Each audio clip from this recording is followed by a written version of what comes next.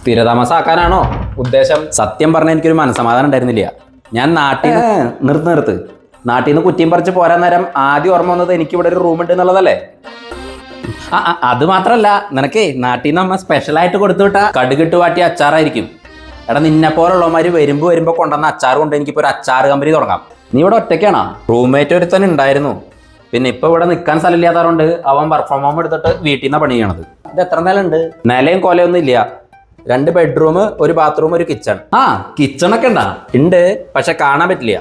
നിന്നെ പോലെ വലിഞ്ഞു കയറി വന്ന വേറെ 4 അഭ്യർത്ഥികള് ഇപ്പൊ കിടക്കുന്നത് കിച്ചണിലാ. 2 ദിവസത്തിനാണെന്ന് പറഞ്ഞിട്ട് വന്നതാ, ഇപ്പൊ 2 മാസമായി. അല്ല, നീ എത്ര ദിവസത്തിനാ? 4. അപ്പൊ 4 മാസം. ഇവിടെ എന്നെ പോലെ മൊത്തം എത്ര പേരുണ്ട്? കറക്റ്റ് കണക്ക് വെച്ചാൽ എനിക്കും അറിയില്ല. പക്ഷെ കഴിഞ്ഞ പ്രാവശ്യം ഓണർ റെന്റ് ചോദിക്കാൻ വന്നു കഴിഞ്ഞപ്പോ മൊത്തം 17 എണ്ണത്തിനാണ് പറക്കിയെടുത്തത്. എങ്ങനെയാണ് എത്ര ചെറിയ സ്പേസിൽ ഇത്ര പേര് നിൽക്കുന്നത്? എടാ, നമ്മുടെ മുൻ മെമ്പർ പ്രാവശ്യം 8 വോട്ടിന് തോറ്റില്ലേ? ആ സമയത്ത് ഇവിടെ ഉള്ളവന്മാര് അവിടെ പോയിട്ട് വോട്ട് ചെയ്തിരുന്നെങ്കിൽ മിനിമം 4 വോട്ടിനെങ്കിലും പുള്ളി ജയിച്ചേനെ. ഞാൻ ഈ റൂമിൽ കിടന്നാലോ? ഈ റൂമാ?